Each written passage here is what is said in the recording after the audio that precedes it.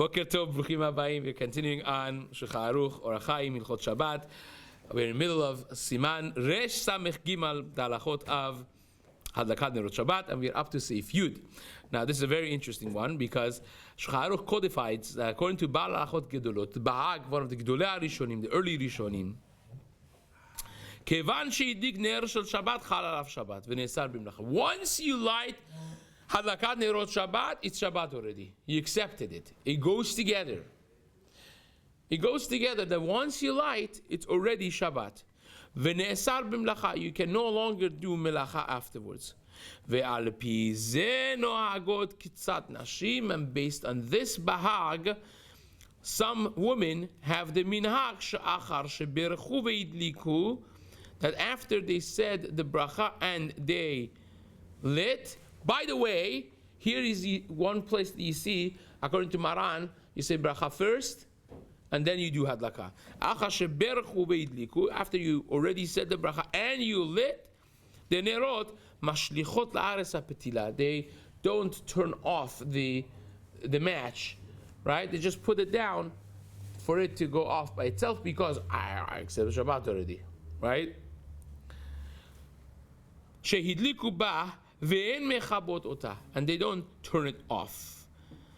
That's the bahag. Ve'yesh omrim, and there are those who say shematne kodem shehidlika, that if she made a tenai, if she makes a condition before she lights the nerot, she'ena mekabelet Shabbat. I'm not planning to accept Shabbat by hadlakat nerot, just doing hadlakat nerot. Now, if you think about it, who says I have to accept Shabbat by hadlakat nerot? Hadlakat nerot is just me making sure that tonight there is light in the house for Shalom Bayit, right? It's nothing to do with actual accepting Shabbat. But Bahag says that's how you accept Shabbat. By lighting, that's how you welcome Shabbat, by lighting the candles. Therefore, after you finish lighting, it's already Shabbat for you. Even though that's half an hour before Shabbat, you already accepted Shabbat. You can't turn off the match, you have to put it down. And there are the others who say, no, you could, even according to Bahag, you could make a Tanai. You can make a condition. I am not accepting Shabbat by the means of lighting Nerot Shabbat. Therefore, I should not be bound by it. Ad she'omar hachazan barechu. Until the chazan in the shul says barechu, then you are accepting, so to speak, the Shabbat, right? So says the Shulchan Aruch. V'yesh omrim, and third one holds she'eno mo'ila. Right? It doesn't work. It does not work to make a tenai. So yesh omrim that it works, yesh omrim it doesn't work. Ve'yesh cholkim al ba'al halachot gedolot.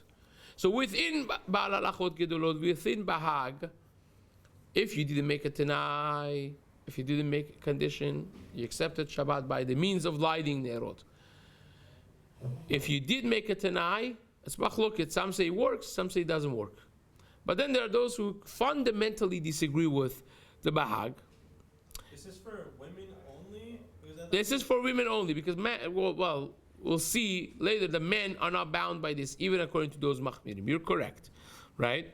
So it says the Shulchan Aruch, ויש חולקים על בעל הלכות גדולות ואומרים שאין קבלת שבת תלוי בהדלקת הנר. That קבלת Shabbat has nothing to do with הדלקת נרות.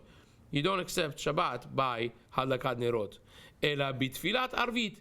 It works with תפילת ערבית, שכיוון שאמר החזן ברכו, once the חזן says ברכו, הכל פורשים ממלאכתם. Everyone separates themselves from the מלאכה, ולדידן, and according to us, says the Maran of Shulchan Aruch, כיוון שהתחילו מזמור שיר יום השבת, we don't wait for ברכו necessarily after Kabbalah, process of Kabbalah Shabbat. Once you say מזמור שיר יום השבת, that is already like Barechu. You accept Shabbat with Mizmor Shir Yom Shabbat. Again, we have spoken about this before, that some people accept it with Boi Kala before Mizmor Shir Yom Shabbat, right? The Sfaradim who say L'Chadodi, right? L'Chadodi is a later addition. Rabbi Shlomo Al-Kabes added this to the process of Kabbalah Shabbat. According to Ari HaKadosh, the Ikar of Kabbalah Shabbat is Mizmor David, and then Boi Kala. It's not the whole Lechadodi in the middle is not necessarily an essential part of of Kabbalat Shabbat. It's a beautiful thing, we do it. But nevertheless, if you're doing Boi Kala and that's why you accept it already by Boi Kala. If not, by Mitzvot Shabbat, right afterwards. If not, by Barechu, depending on the minhag of the Kila you're in. But that's when we accept Shabbat.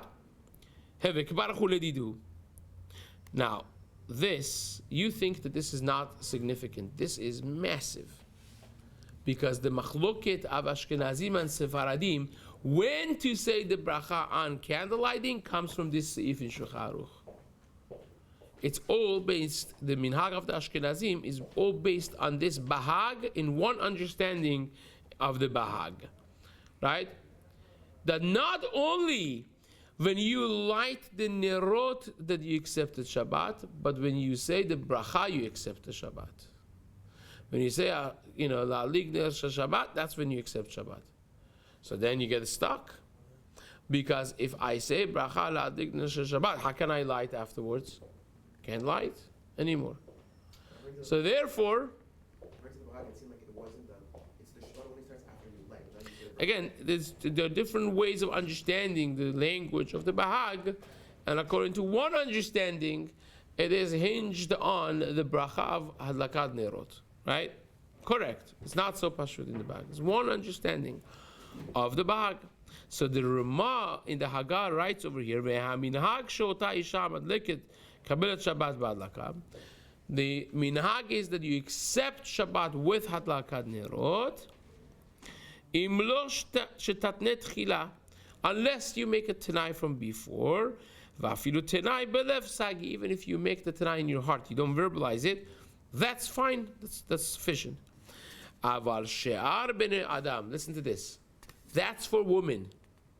But she'ar b'nei Adam, the rest of people that light the nerot, she'ar b'nei Adam, says the Ramah, mutarin b'melachat barechu. The rest of the people in the house, not the woman that lights, but the rest of the people in the house, they're mutar to work. Until the Chazan says barechu in the shul, right?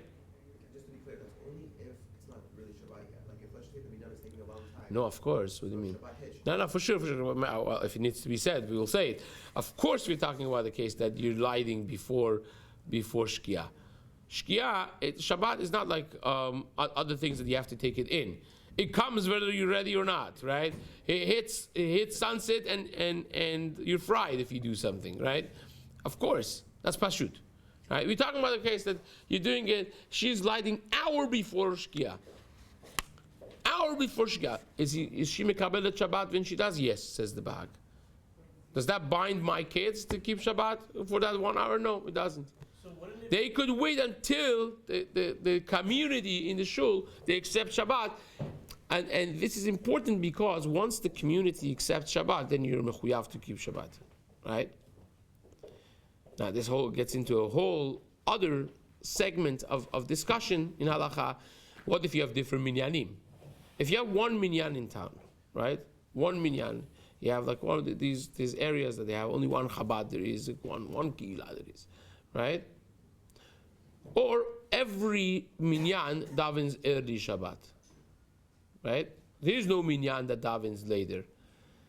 If you have such a community, against your will, you have to accept Shabbat when they say Barechu in the shul. When they accept Shabbat, the majority of the community has accepted Shabbat, it becomes Shabbat for you automatically. You can't, so the wife can't say, oh, candle lighting is at 7:30.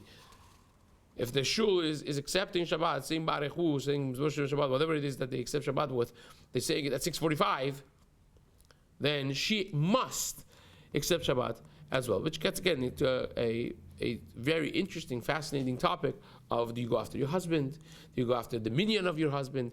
Do you go after any one minyan in the shul in the town that is late davening? What exactly is the chiyuv? Is something that we have to discuss yet. But so if you are Ashkenaz and you want to avoid accepting Shabbat, can you get like your kid that's at the age of chinuch to light the candles and have candles that way?